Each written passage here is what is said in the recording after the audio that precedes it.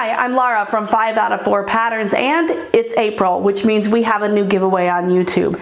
This month, we're giving away a $100 5 out of 4 Patterns gift card. That's right, one lucky winner will win a $100 5 out of 4 Patterns gift card. So how do you win? Well, all you have to do is subscribe, and then comment below with, I don't know, your favorite thing to do in the springtime.